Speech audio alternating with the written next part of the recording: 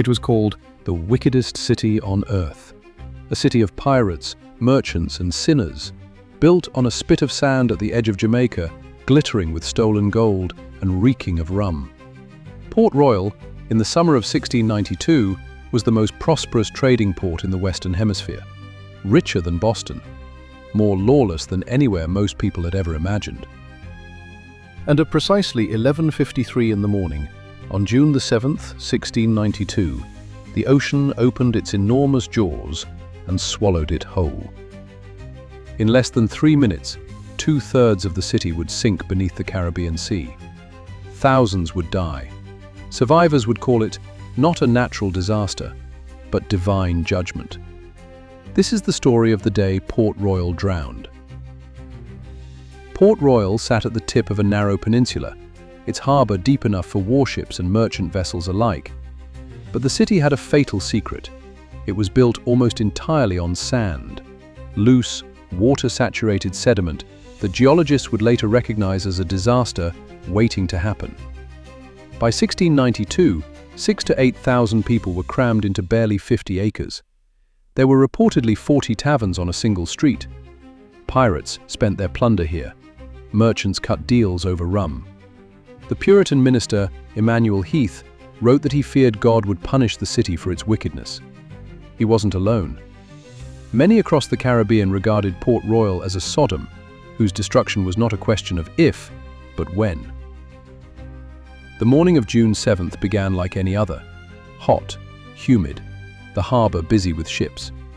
Then, at 11:53, it began with a sound, not a crack, but a deep, primal roar rising from beneath the earth. A vibration so low and powerful that people felt it in their bones before they heard it. The earthquake is estimated at magnitude 7.5 to 7.7. The shaking lasted nearly 2 minutes, in geological terms, an eternity. Streets cracked open, buildings lurched and fell. Entire sections of the waterfront simply slid into the sea, taking everyone inside with them.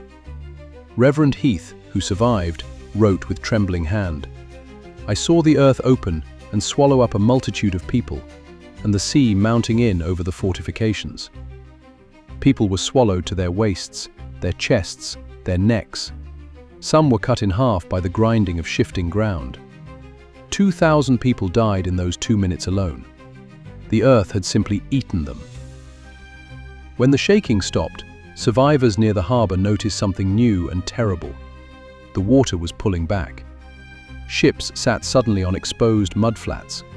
The harbour floor was briefly, horrifyingly visible, dotted with submerged buildings and bodies. Then the wave came, 5 to 7 feet high.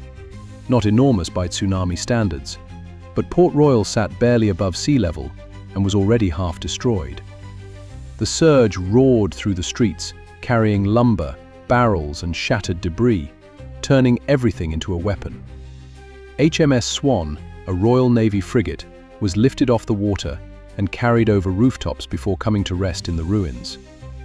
Miraculously, most of her crew survived.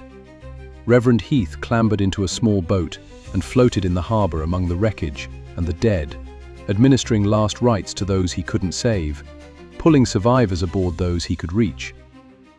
What was left?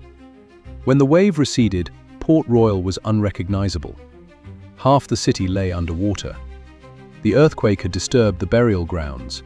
Coffins were disinterred and floated in the harbour alongside the newly dead. Disease followed within days. The total death toll from the earthquake, tsunami, and epidemic is estimated between 2,000 and 5,000 souls. Port Royal was never truly rebuilt. Today, its underwater ruins are one of the best preserved submerged 17th century sites in the world. Archaeologists have recovered intact buildings, everyday objects, and a pocket watch, stopped at the moment of destruction, pulled from the harbour floor centuries later. On June 7, 1692, thousands of people woke up in the most prosperous city in the Western Hemisphere, and by noon, it was gone. In less than 3 minutes, the ground ate them alive. The sea swallowed what was left, and Port Royal became the most spectacular cautionary tale in Caribbean history.